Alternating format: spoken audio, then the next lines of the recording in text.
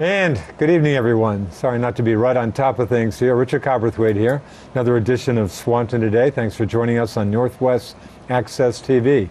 We have four guests, two from Swanton Town, two from Swanton Village. Swanton Village trustee Chris Leach. Chris, good to see you. Good evening. Reg Beliveau, the Swanton Village manager. Reg. James Gilmet, the vice chair of the Swanton Select Board. James. Thank you. And Joel Clark, the chair of the Swanton Select Board. Thanks for joining us.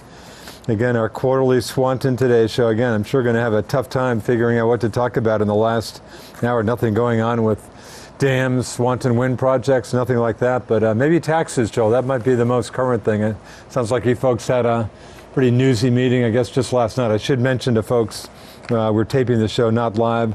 We're taping the show on Wednesday, August 16th, in case you don't hear us talking about some huge Swanton news that might have happened after the show. But anyway, so again, a meeting last night, and you nailed down what, tax rate? Yes, but I'm not sure taxes is the greatest subject to open up a meeting, but it is what it is. We did get the state education fund tax rates, 4.3% increase for the residential and a 3.2% increase for non-residential. So our overall tax rate is going to increase 3.4% and for residential and 2.6% for non-residential. So we did a pretty good job at the local level holding down our budget, but it's that state education fund that is the biggest part of the increase. And in fact, on the municipal side, are you even a little lower on just the municipal side, tax rate wise, or not? No, just very minimal increase over last year. Yeah. Have you got for a property owner with say $150,000 home? Have you got what that translates to? Did you throw any numbers together? I didn't break it out that way, but at 3.4%. If you're paying $2,000 a year in taxes, it's going to be another $60-something added to your tax bill. Yeah. So that's for the residential, and then for the non-resident, it'd be about $52. Yeah. James, you were pretty content with that. How do you think you did tax rate wise? It's what it is, I guess. Yeah. Knew about it. And what I know you covered a lot of ground last night. Anything else particularly noteworthy about last night? I know I read about in the messenger stories some vandalism, more vandalism at the Historical Society's Railroad Depot Museum. I guess to the caboose. Yes. I guess not the first time that's happened. I guess, huh? Not the first time. It actually was a good opportunity to get Ron there and talk about just what they have done over the last 30 years. 30 years being the marker when he spoke to me, the bridge burning June 8th, 30 years ago, and I remember it well. And some of the accomplishments since then. So Ron had the floor for a little while, very positive, still using the term Swanton on the move, and we might adopt that toward our economic development efforts. But there is some vandalism. So after the meeting, John Lavoie and I drove down there, and one of the first things we can do in a fairly short order is increase the lighting. When you really look back in there, the caboose sits off from the road a fair distance and is not very well lit. The depot itself is. It's a combination of property that's owned by the town and the Historical Society, and we're going to work together to improve the security situation down there and the alarm situation, and make some efforts to make sure we're doing our best to preserve that. It's a gem down there. Encourage people to go take a look at it if you haven't, and see what we have, and take a stroll across the bridge and on the rec park and see some of what Swanton has to offer. Yeah, of course, the great Richard Dick Thompson Swanton Fit and Healthy Rec Path. I get out there reasonably frequently. I know that's been you've had some vandalism there. Are you doing better on that front? Is that any recurring vandalism, or is that quieted down for the moment anyway on the trail there? From my perspective, it's been fairly quiet. Nothing recent, which, knock on wood, will continue that way. But we watch it, we monitor it. The police does a good job of monitoring it, and we hope that it's going to be quiet for a while. Yep, I know that's, of course, will be western terminus of the Lamoille Valley Rail Trail. And that was in the news. I was out in the Northeast Kingdom earlier this week, picked up a Newport paper. They had a long story on some of the grants given out by the Northern Border Regional Commission, covering some issues from Franklin into the Kingdom Caledonia counties. And one of the references was VASS, Vermont Association of Snow Travelers, a key player with the rail trails, getting a $200,000 grant to undertake repairs and construction along the Lamoille Valley Rail Trail from Swanton to Sheldon. Did you get, I would have thought you would have gotten some word on that. Any? No? No, I've never not heard that yet. Because I've seen that referenced a few times. Construction is scheduled, I guess, for the spring from a 11.6 mile stretch from Swanton to Sheldon.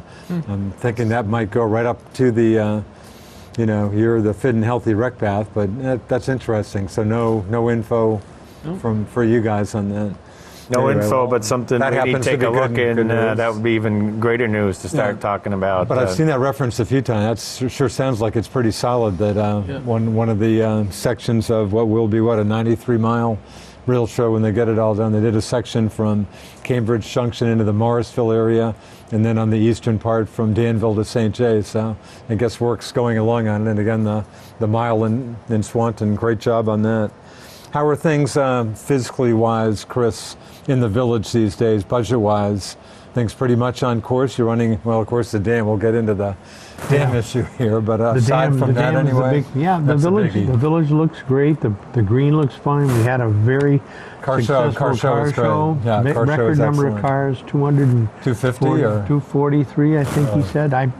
Don't quote me on that for sure. I know it's going to be maxed at 250, so I assume you're close to that. They were close. They're learning more about how to park the cars. Yeah. But a lot of enthusiasm. I haven't heard from any of the businesses downtown if they got any kind of boom at all, but we suspect there must have been some bounce back from that as well. And again, they had beautiful weather. Yeah, we hope that can keep up. No, the paving in town is moving along. The streets look great. People are moving about town and being happy. The flowers are staying on the bridges here. Yeah, I'm impressed by the art projects, these billboards that people can go and paint on. They every month there changes, and lately the quality has been really good. Really interesting. Right. Again, as I said, we're taping this on Wednesday, August 16th. Messenger had a story in the Wednesday, August 16th issue on, I guess, the Swanton Arts Council, kind of being more visible or showing some more life here. Yeah. Yep, they've got a very energetic crew, and it really does show. Yeah. Rich, before we get into the dam on the paging, I know you were concerned about how paving not being done as well as you would have liked. Into last fall. Did that get done? Is that now a done deal, or is there still more to go? There's still more to be completed. Yeah, there's still some repairs to be done, and we are in close communications with the state to ensure it gets done before October. Yeah. So I do know that they're working diligently in St. Albans right now. So we may be the last again on that list. Just what you don't want to hear, I assume. Exactly. I guess I just got to learn how to yell harder and swear more. Maybe we'll get stuff done. Is that right? So it looks like you might be last on the list again. Yeah.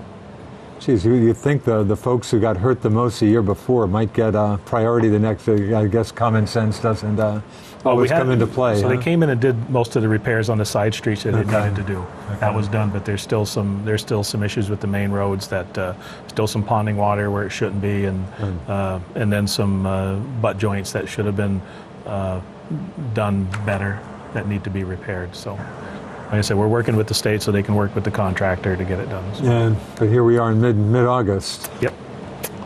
So we'll see when that happens. Yep. Well, I can only assume the dam issue has been taking up a pretty good hunk of your time for a while.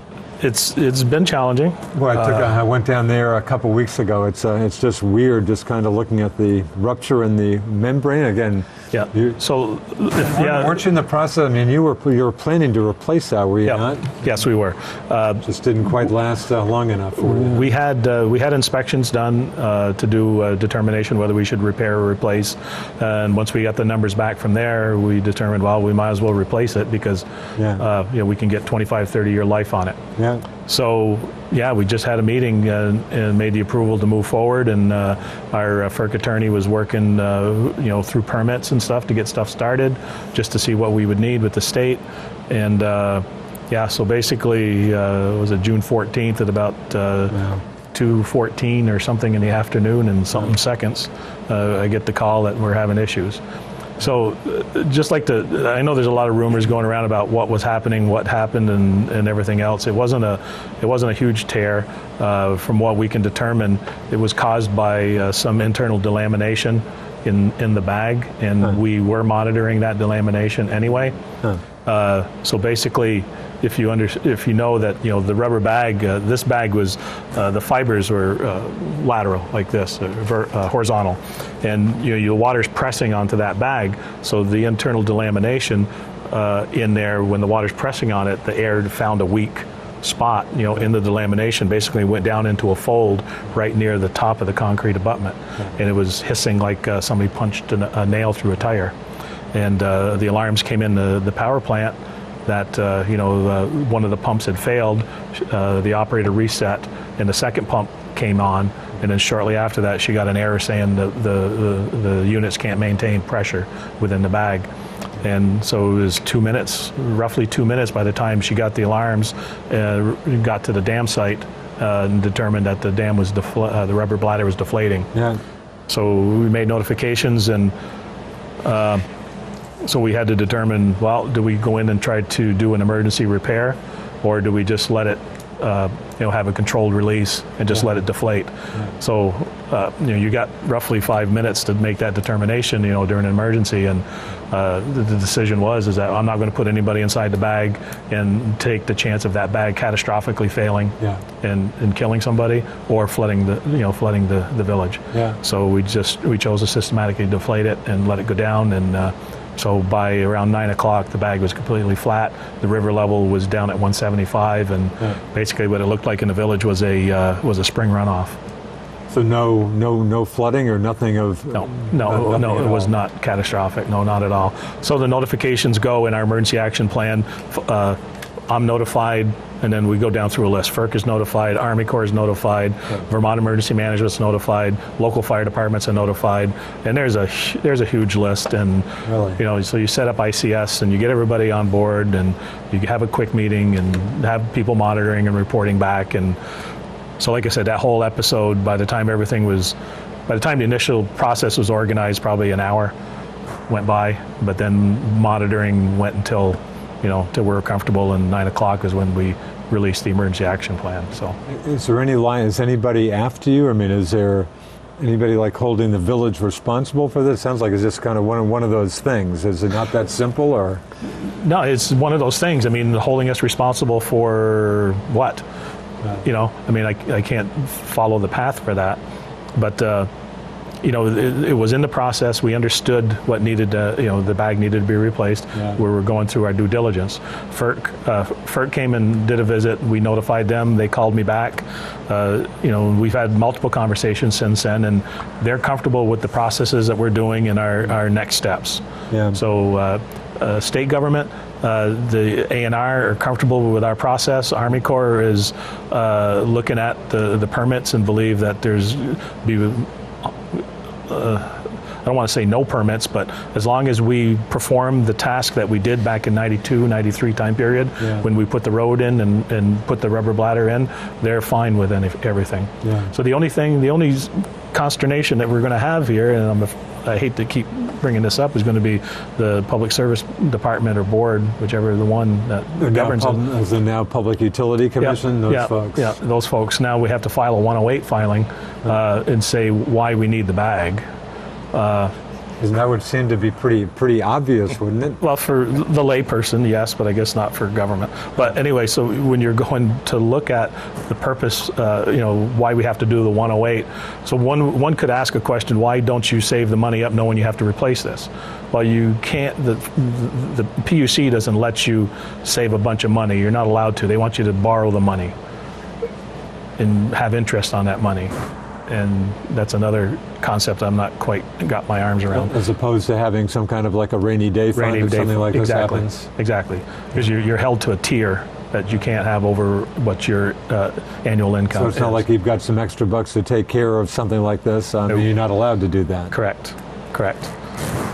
So, that's but it's not. So you're en route, obviously, just trying to replace us. So we the replacement process to build the bag was about 6 months, and we had been working with the manufacturer for a couple 3 years. They've escalated it. They were going to bring it in 3 months, so we're anticipating October. First or second week of October delivery. Pitsy Galley got the bid. They should be going in there probably September, mid-September, to go in, make the road, remove the old bag, and stage everything for the bag delivery. So this is 49 ton, I think it is. So it's nothing light. And how long a process is this? What's the time should frame? be a couple 3 weeks. Really? Yeah. So hopefully at some point in October this will be. We're replaced? hoping at least the first week of November. Yeah, by first week of November. Yeah.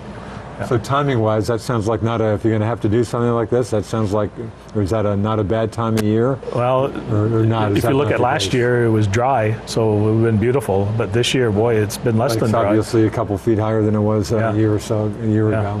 So hoping fall's better, I assume, than spring. Yes, a whole lot than spring, I would guess. Yeah, and I've always said, we have a higher power looking over Swanton, because if that failure would have happened in spring, it would have been much worse. So if it was going to happen, it wasn't the worst time to happen. Correct. Yeah, and the other thing we have to be cautious of too is, when the weather gets colder, the rubber becomes less pliable and harder to handle. So we would have to build a tent over the dam site to heat the rubber. So obviously that escalates your project costs. Plus dealing with ice. Yeah. Right. Yeah. So hopefully you'll get this done before that becomes an issue, right? Oh yes. So it looks like everything's in place for that to happen. And price tag on this, rough price tag? 2.2 mil. 2.2 mil. Yeah. So the bag itself is about a little over $1 million. Really? The old bag that was 20-something years old was about 1.5 million. Really? So is that right? New bag is cheaper, less expensive, and better quality. Yep. Interesting. Yeah. So to go along those lines, not to capitalize on this meeting, sorry guys, but so we have a public meeting that's scheduled for September 11th at 7 p.m. at the Village Complex to have discussions about the bag.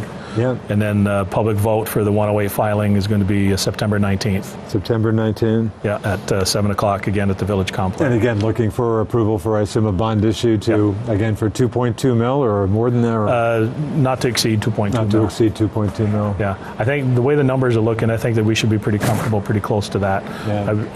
I'm hoping. So to understand the financials behind this, if we had done nothing and said, well, let's wait till spring, you lose approximately, VEPSA gave us an estimate, about between $275,000 to $350,000 per year loss. Just the payments on the bag are about $120,000 a year. So we're doubling the potential cost of the ratepayers if we do nothing. But we already knew we needed to replace this bag. Okay, so, and the plant is not designed to run at the level, the 175 that it is now. It was designed at the 190 feet. So there's extreme wear and tear on the plant. There's extreme wear and tear on the operators for extra processes that they have to do, because there's a lot of sediment that's getting sucked in because of the lower water levels. You're drawn from the bottom of the lake or the river, the impoundment, rather than what you would at 190. Wow. So we encourage the voters to come to the public meeting, and we encourage the voters to go, and we're hoping for a positive vote on the bag. By law, we can take a short-term note for the repair because we are FERC regulated. If you didn't get voter approval, you could go that route. Yeah, but it's a 1-year note. So we'd much rather be able to bond it out for 25 years. You're running into anybody? I mean, it just sounds like, just misfortune. I mean, you were kind of on the process to replace. You're running into anybody who says, geez, how could you guys let this happen? Are you running into anything like that? I have not had that kind of comment. Mostly the comments have been, I like the way it was handled. There was no real problems. The flooding was minimal. It really wasn't any flooding to speak of. We were obviously right on top of what happened and what to do. We had a plan. There was no panic, no real issues. Yeah. Most people are just interested and supportive of what we're trying to do. Yeah. I mean, Swanton has always been, our goal is always to have the most reliable, least expensive power possible. And you pretty much pulled off the least that's what expensive part anyway. And Well, that's we the had, other yep, part. yep. When Ormancroft did the original upgrades back in the 90s, Yeah. I mean, that was his goal. And he said, yeah, at first we're going to have a little bump in our cost, but we're still going to be extremely competitive. And over time, you'll save a bunch of money. He was absolutely right. And this replacement and going with the same route will offer the same advantages. Yeah. And it was great that the cost of the bag wasn't greatly increased, and yet the quality is better. The effects above the dam are a concern to a lot of people, and they can't wait to have it fill back up and have the river back the way it used to be. But nobody's really pointed a finger or tried to say that anything that was done by the village was improper or not right. And we had let everybody know that we were thinking about changing the bag anyway. Yeah. And we had it inspected, matter of fact, not long before It was the optimum actually. the week before. Is that really? Wow. And remember the bag, if having been in it when there's water over the top and being there over the years, the bag fluctuates. I mean, it actually vibrates when the water when the water up against it. It actually has a harmonic, a hum to it, and almost any material, rubber, steel, fiberglass, anything, fatigues. Yeah. And that's kind of what happened to us. And they told us it was 20 years or better, and that's what we got, 26 years? No, we got 24. 24, it would have been replaced on its 25th. 24 years out of it. Yeah. And the explanation from the new manufacturer it's the material's like a tire. There's rubber, then there's fabric, then there's more rubber, then there's a different fabric, and it's all in different plies and laid together in a specific pattern to be able to withstand that constant vibration and not fatigue. It's pretty sharp. The failure modes for other dams in the other part of the country were from sun damage out west. And of course, we don't have that much trouble with too much sun. But for us, it was the pure and actual fatigue. I mean, the bag itself is interesting. It's 220 feet by, what's 3 times? I've never 50, seen anything. About 45 or 50 feet. Well, for folks who want a good feel for the Missisquoi, go down and walk across the bridge there in Highgate Falls in spring. I mean, it's an incredible sight. Are there a lot of those bags? I've never seen anything quite like that. Not that I've seen a ton of dams. There's one in Essex and there's one in Winooski, really? smaller size. But this one's still, I think this one's still the largest in North America. Largest in North America? Yeah. Really? Yeah. 220 feet long. Is that 15 feet in diameter, yep. Wow. And it carries 1 atmosphere of pressure, 14.7 pounds. Wow. So there's actually to go inside and inspect or do any checks, you have to go into a pressure chamber. Wow. And That's equalize incredible. and then go into the next thing. That's the uniqueness of this bag too, is you can do external and internal inspections. So it sounds like you didn't give a whole, again, your emergency situation, you had to make a decision obviously quickly. It sounds like it wasn't that tough a decision to make to not try to do an emergency repair given... Been a firefighter 32 years. I think I've been Swanton's emergency management person for how long? Yeah, you can relate to stuff like that better than most You can't people. plan for everything. I mean, this kind of stuff, you gotta trust your gut, and I have good people that back me, and I had good people on the team that I could count on. So So when people, some people were saying, "Boy, you did a great job," I said, "Hey, we all did the good job. We did our diligence ahead of time.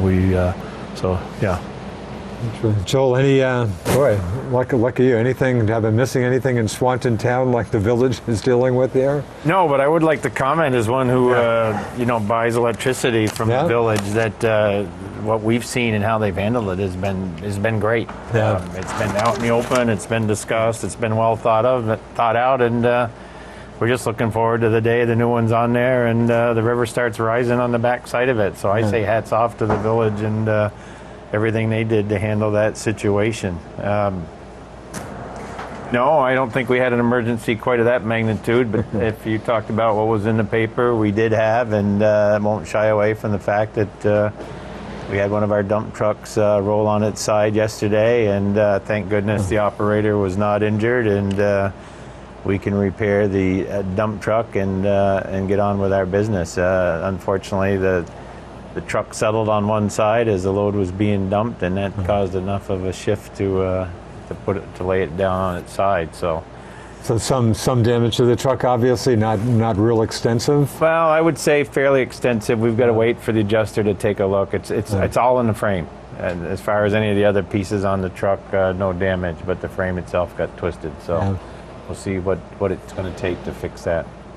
But no injury to the operator. That's good, the key. obviously. That's the key. When something like that happens, it's pretty slow, and no injury, no bumps, no bruises, and other than being pretty upset that it happened to him, and rightfully so, because a very solid individual and what he's provided for us for his work ethic and everything, and thank goodness he wasn't hurt.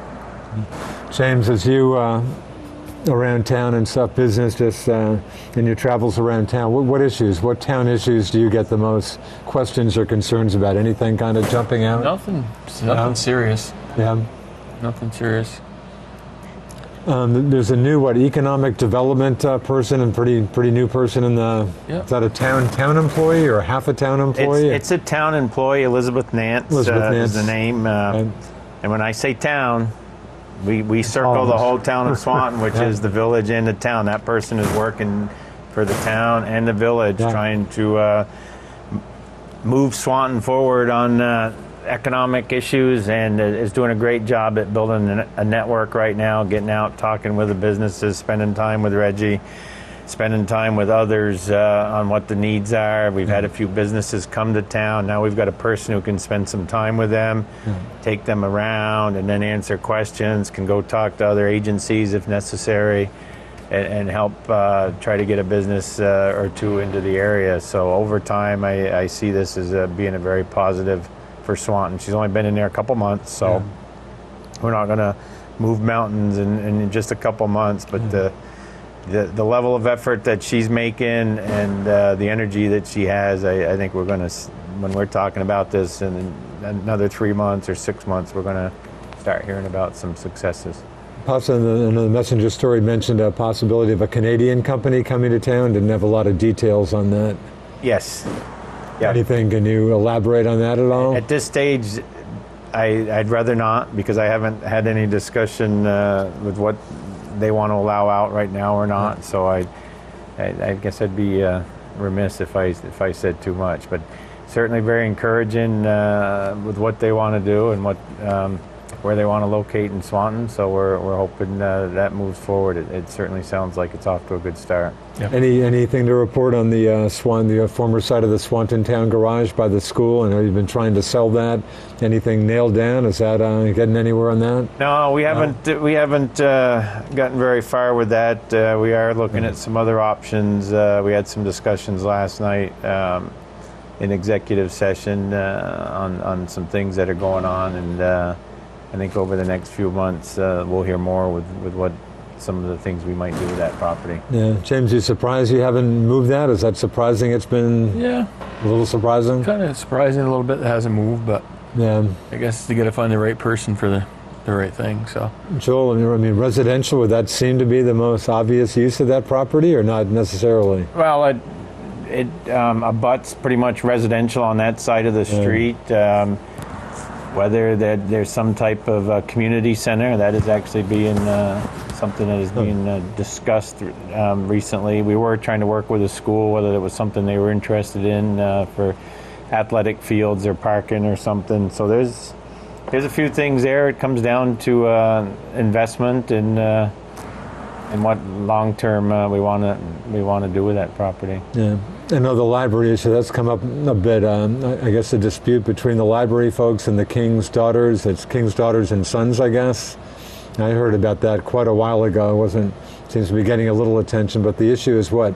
The second floor, who owns it or who has the right to use it or something? Well, I think it's very clear who owns the facility. That would be that's the town. The town. And the library has control of it through their board. It gets into the use of the room. What we're hoping is that we can sit down and discuss it and come up with a way forward. Right now, the two parties aren't communicating very well together, and that's not healthy for either side. And we need to come up with a reasonable way forward is what we're shooting for. The amount of activity that takes place at that library and what they do for the community, we don't want to do anything to stifle what is going on at the library. And you're very pleased with the operation of the library these days? Very pleased. Because I know the library had some tough times a few years back, but since then, sounds like... I encourage people to go walk in there and see how much activity they have, a lot of youth activities in there. And then in the nicer weather, they're outside in the park doing different things. Of course, the farmers market's outside on Saturdays. On Saturdays, yes. As I've mentioned before, as someone who feasts on library book sales, well, folks, if you're after some good books real cheap, spend some time in the Swanton Public Library. Head down to the basement, and you've got a lot of good books. I mean, I think I'm safe to say thousands of books down there. I'd have to add so many that when I tried to give them some, they said not right now. Yeah, I hear you. It seems like one of those things you almost can't give them away. But if you're after some good books, they've got a ton of good books there. Yes. So you're obviously hoping for a resolution of that, but it's that's been kind of festering for quite a while, huh? It's been festering for well over a year. There's a lot of history there between the two.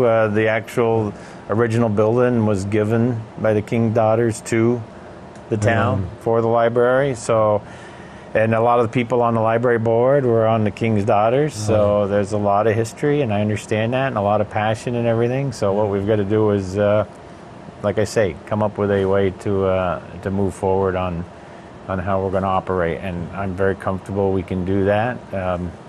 In most discussions, not everyone's going to be 100% happy, but that's we've got to move forward. James, you think you can resolve? Hopefully you can resolve it. You think it's resolvable? I don't see why it shouldn't be. Yeah. There's no reason why they can't share the space and come to some kind of agreement. Interesting. Aside from what are the other big issues again, it sounds like the dam's been kind of a dominant issue. What about I'm sorry, what were you going to say, Chris? Well, I was just going to say, things are happening in downtown Swanton. I mean, look at the Notch building. Very nice facility. Very nice, and I understand they've actually bought the old bank building. In fact, I heard that I was with a Notch board member just a couple hours ago. In fact, great. he's very pleased with how that's turned out. That's turned out to be a real center of activity in town. The building's beautiful. It's doing its job. It's apparently being very successful. We're hoping that theme continues on downtown.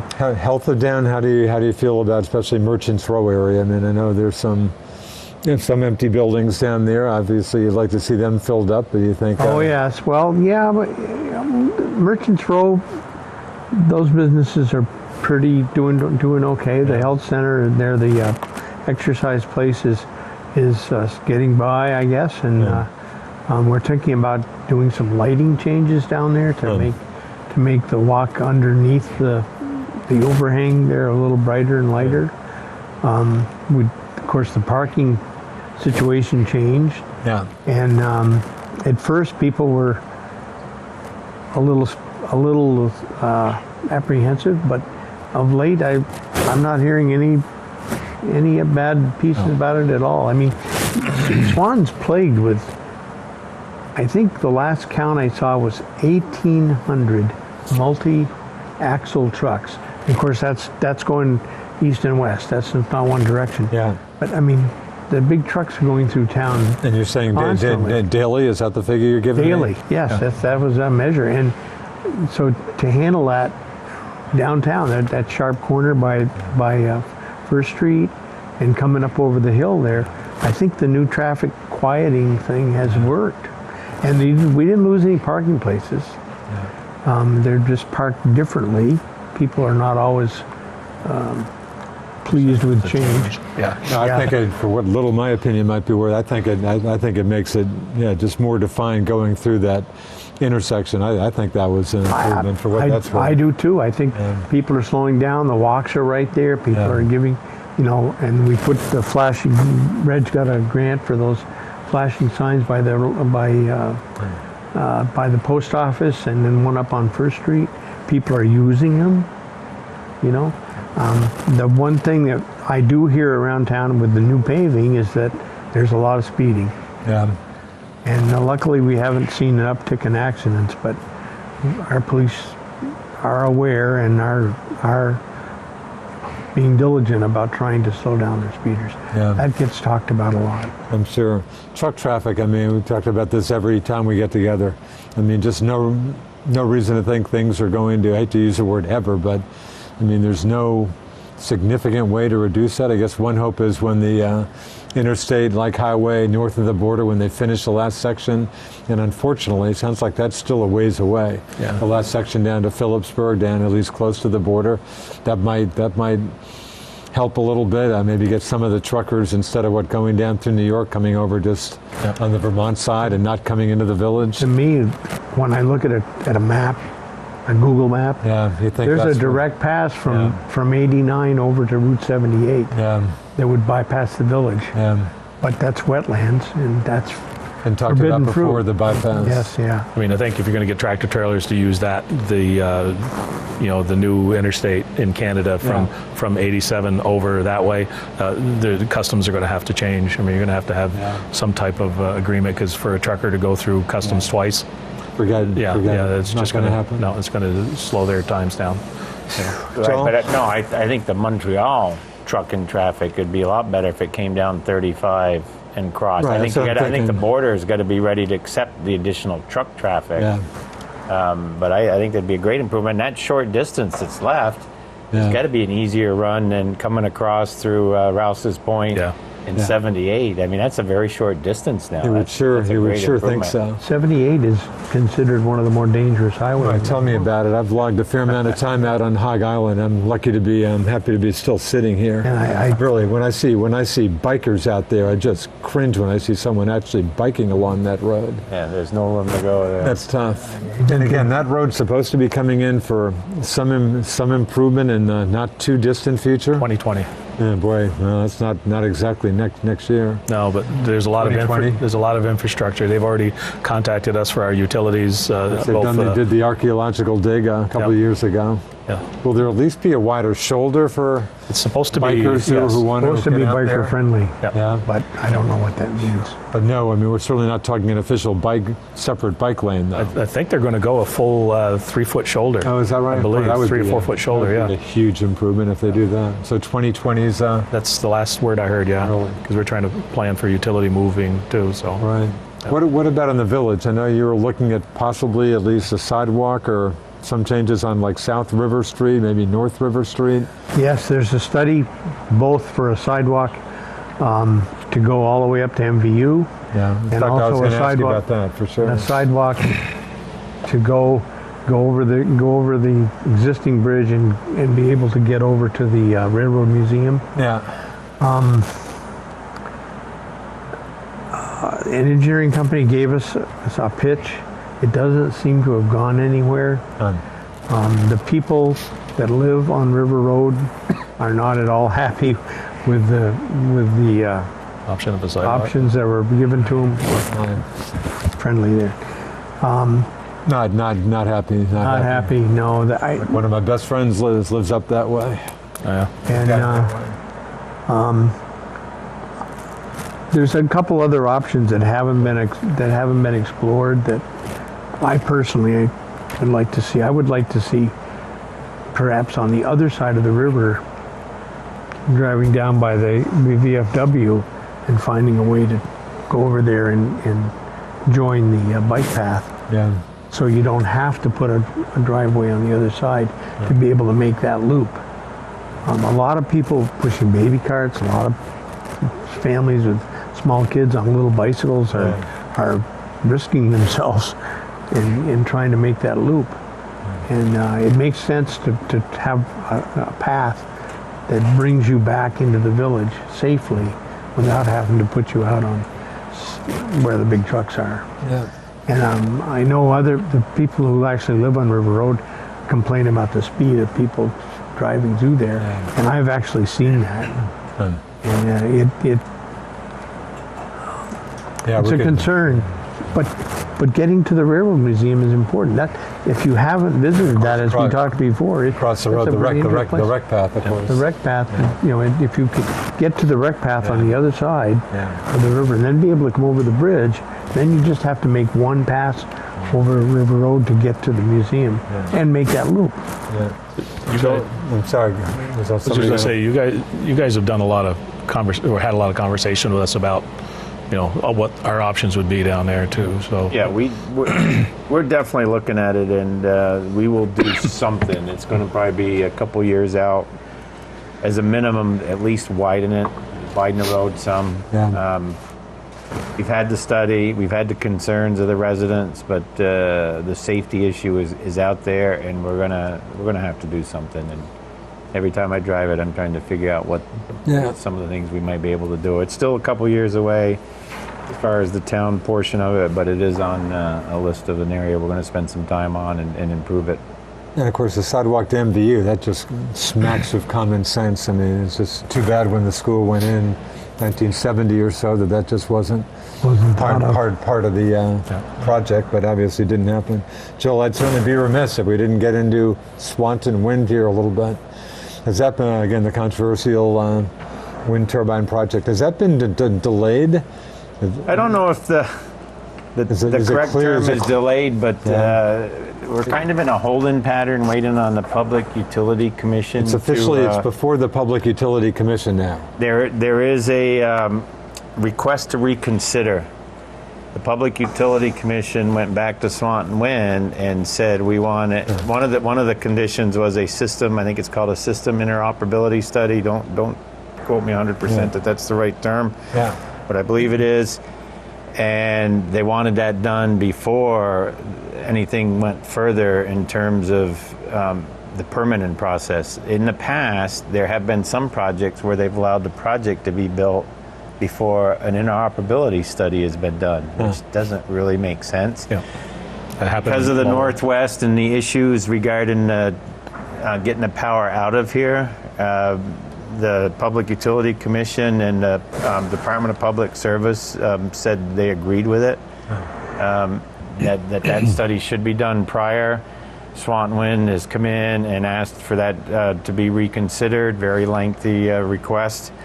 So until the Public Utility Commission comes back and rules on that, everything is kind of slowed down right now. So kind of on hold at this point? Right. So seemingly, I mean, it sure sounds like we're not talking a decision this year. Does it sound like we're talking into next year? It's certainly not this year, or is that there's no way. No way this year. I mean, even if they ruled tomorrow, there's still all kinds of hearings that need to take place. The second round of discovery hasn't taken place yet. Forget this year. So we're into next year anyway, if not even maybe later than that. Reg, have you got any sense of that? The same thing for what Joel was talking about, the public hearings. I mean, some of the dates I've seen are like November, December timeframes for those hearings. So there'll still be, other things, I'm sure. I mean, they put the whole schedule on hold until this decision is made, and then they'll sit down and have to come to an agreement for how they move forward. Now, did Governor Phil Scott, who's an opponent of industrial wind, didn't he have an appointment? I mean, he probably already made it. Wasn't there a vacancy? Didn't he appoint, or is going to appoint a new chair? Of the PUC, he did. Okay. Yes. And that person is that person clear? Is that person no fan of industrial wind, or is that not? Have you seen statements from that person or anything? I know the governor's no fan of it. Right. I think they have to take a little more impartial look at that, and what is the law that has been given to them, and what is their rule set for looking at applications and so on. So I don't think publicly it's come out and been stated quite like that. Yeah. But again, I know, Chris, what were you going to say? Well, I'm going to say I could talk for an hour on this, Yeah, we could talk Swanton. but I won't do that. And I But know a concern you folks have mentioned Oh, in the yeah, past has been you just feel, local voices, in this case, Swanton, town, village, Well, whatever, just don't have enough say, or no, we in don't. the past had no. really no say? You need to have say about these projects. Yeah. But the thing that people don't understand, Vermont uses the least amount of electricity of all 50 states. We are the 49th least user using the least amount of electricity per capita. There is all kinds of generation in New England. The New England ISO has buku power. Including, of course, all the power from north of the border, I assume, Yes, all the Hydro-Quebec power. yes. Well, that's in the mix. Right. So, and to prove that, the wholesale price of power is the lowest it's been in 20 years. Really? And when Vermont Yankee closed down 600 megawatts, Oh, yeah. it didn't make a difference. Didn't make a It didn't make a difference at all. The state's power for a while. That's right. isn't it? And now to put these gigantic, and believe me, a 20 megawatt facility, whether it be solar or wind, is a big facility. Swanton's load is 7 or 8 megawatts. That's it. So just get an idea of how. And then most of this power is being sold in Connecticut, Rhode Island, Massachusetts, As we talked and about being again, generated in Vermont. Green Mountain Power does not want, right? Doesn't want this project, doesn't need or want the power. There's no constraint in our area for electricity. Meaning, like Chris said, there's plenty of capacity here. There's no starvation of power. Yeah. If that's built, that electricity is going to get put up on the transmission lines and sent down to Massachusetts, Connecticut. Yeah. So if there was a big need, we're putting in 30, 40 industrial parks, then sure, possibly we'd need it here. But We don't need it. No, we don't need it in this area. If all of this generation that's happening would somehow decrease the cost of kilowatt hour to the consumer, whether it be a business or an individual family, that would be one thing. But it doesn't. It actually increases our costs because the mandatory price for that power that's produced is above the wholesale cost. Somebody's getting rich, and it's not who you think it is.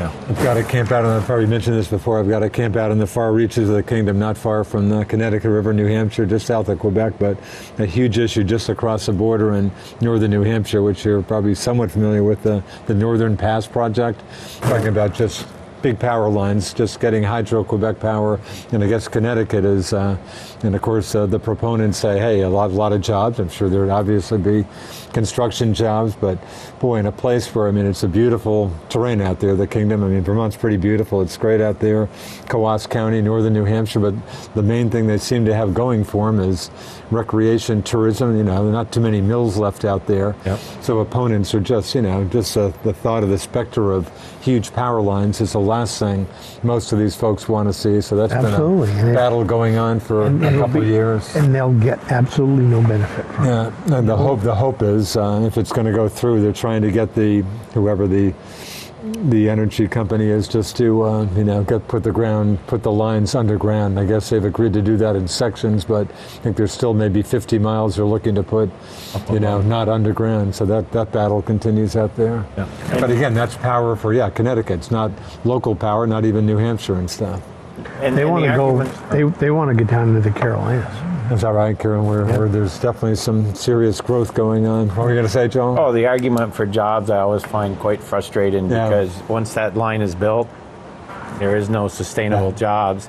And a lot of the people who are going to do that are specialized, are going to roll into the area, construct not exactly then, local folks being hired to do that. And then they're going to be stuff. out of the area, so we don't have sustained jobs to take us, decades is what we need. Yes. With our project with the dam, the only outside the area contractor where you're doing is the manufacturer of the bag, and that's the way it is. They're out in the Midwest. They're And coming in from everybody China, else is local. James, do you get people talking about the Swanton Wind Project, or is that kind of quieted down for the moment? Not quieted down, but Yeah. once You in a while I'll have a little still run into discussion, but comments about not it? a lot, but And not a lot of support. Mostly folks who don't want it. No support. I mean, Red, and I realize it came to the non-binding vote in Swanton a few years ago. Strong opposition to it. I mean, do you run into there's some folks obviously who support it. Don't run into too many of those folks, or no? Anybody engage you in a conversation making the case for it? The only thing, I mean, the conversations I have with them, and they ask me, what is the difference? And I tell them, I says, that Swanton Electric is a non-for-profit. It's a small utility. Yeah. There's 12 of us in the state of Vermont, public power. There's 13 of us rather. Then there's a couple of Falls being the other. Yep, a couple of IOUs, and then a privately owned GMP. Right. So I mean, true renewable comes from Swanton. It's a hydro facility that was initiated back in 1894 by the village, one of the first municipalities to own a hydro facility. Wow. And back then, the trustees stated that they wanted to have the lowest rates in the state, and so done a pretty good job. 125 years later, we're still there. Interesting. But yeah. That's the only comments I hear. Just help me understand this, and the whole argument about power. Nobody, the politicians in Montpelier, nobody ever talks about price. Yeah. Trying to get the cost to the consumer down. Never mentioned. It drives me nuts. And that's what this thing should all be about. You get large solar farms that come in, it takes away from your existing infrastructure. So what happens is it does drive costs back to the utility, which goes back to the public utility, the nonprofit. So any solar farms? Are there some solar farm projects? Yeah, there's a couple coming up. Small one coming on Frontage Road? Yeah, thanks. Frontage Road. Oh, is that right? Yeah. In Highgate. That'd be in Highgate. But it's in our service territory. Right. So yeah. Okay. Swanton Enhancement Project, any visible, that was certainly been a big issue in Swanton for a year or two. Any visible stuff going on? Is that process still kind of moving along? Well, it's moving along. As you say, visible, I would say the plantings and stuff in town, that obviously is quite visible and a positive. The Substance Abuse Committee and the Notch Camp that was just completed, I would say, is a very positive aspect of what they're doing. The Economic Development Committee is another one of the parts of the Swanton Enhancement Project, and as we talked earlier, some progress being made in that area.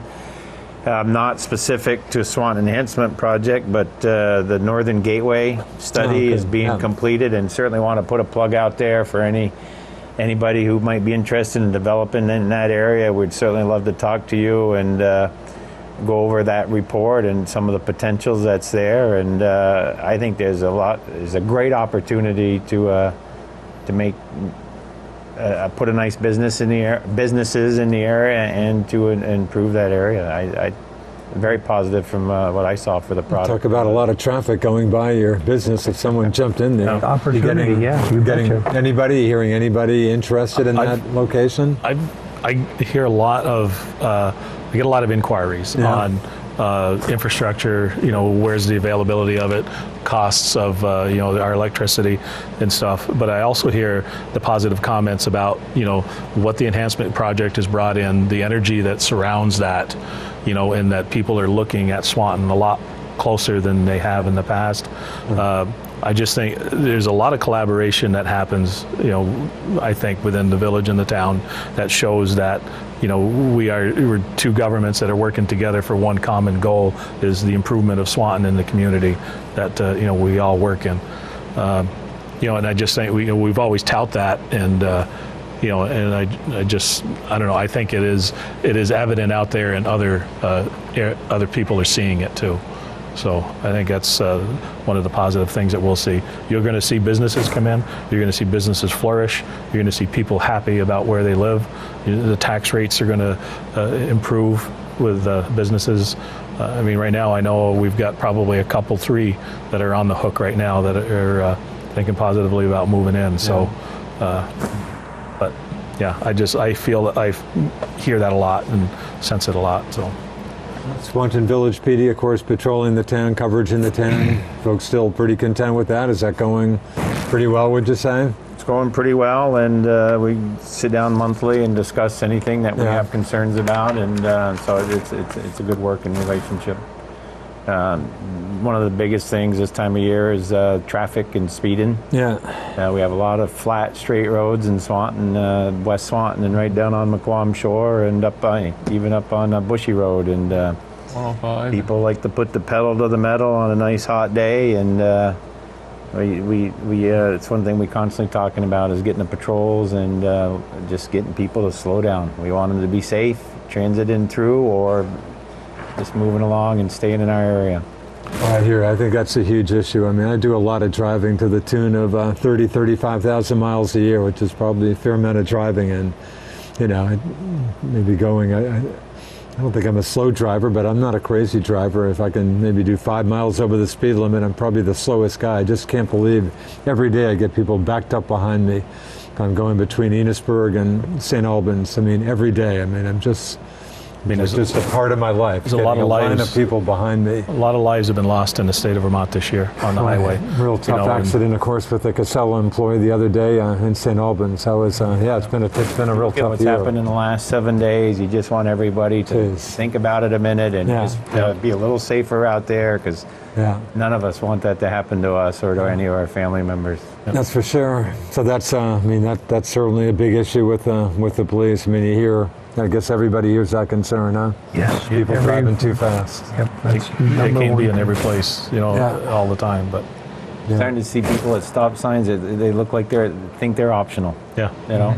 I think we're down to just a couple minutes or so. Anything you want to briefly talk about, Chris, that we haven't touched on? Well, I just would like, we did touch on the dam, but anybody that has questions about the Swanton Dam, give the office a call, give any one of the trustees a call. We'd love to talk about it, explain it. We're proud of our electrical generation facility, and we'll be showing it off after we get this whole thing done. Reg, anything you want to jump into? Just real briefly, a shout out there. We had the working with Northern Canoe Trail. Northern Forest Canoe Trail. Yeah, we got rid of an old kiosk. the old dam up there in Highgate East Highgate. Took that out with good collaboration between Highgate, Swanton Town, and the village and the Northern Forest Canoe Trail people. So that is now a safer area of the river for the canoeists to go through. I guess I read the Messenger story on that. So it was an old dam and created some just kind of dangerous eddy or something. Yeah, underneath the dam. Yeah. Wow. Yeah. So that's finally removed. So that was removed. Yeah. That's right. James, anything you want to jump into here? No, I'm good. You good? Joel? I think I want to end with what Ron Kilburn passed out last night regarding the depot. And it's as applicable the day they moved the depot. It was called Swanton on the Move, and that's what we're doing now. We're moving forward and improving what we do in Swanton for the people, and we're going to continue. I guess we can carry on here for a little longer. The Lower Village Dam, have I finally got the name right for the Lower Swanton. The Lower Swanton Dam. Lower Swanton Dam. Yeah. Again, we talked about that a little bit, but again, some folks. 1 minute. There we go, a minute. Very quickly, Reg, again, some entities out there have been after you folks to get rid of that dam, but I know you're looking for more hydro generation, possibly? Yeah, so, I mean, the hydro generation is part of the deal in order to ensure fish passage. Yeah. But I think the key point there is that finally the agencies have sat down at the table with our developer and stuff, and that there's forward movement there. We've had some brownfield studies done, so I'm optimistic that hopefully something in my lifetime will happen there. But. Okay, on that somewhat optimistic note, I guess we'll end it there. Very thanks to all our panelists here. Chris Leach, Swanton Village Trustee, Reg Beliveau, the Swanton Village Manager, James Gilmet, Vice Chair of the Swanton Select Board, Joel Clark, the Chair of the Swanton Select Board. Thanks for your time, appreciate it. And thanks to Katie, Joanne, and Zach, who I think Sconzo, for doing all the hard work out there. I'm Richard Cowperthwait. We'll see you down the road for another edition of Swanton Today. Thanks. See ya. Go Sox.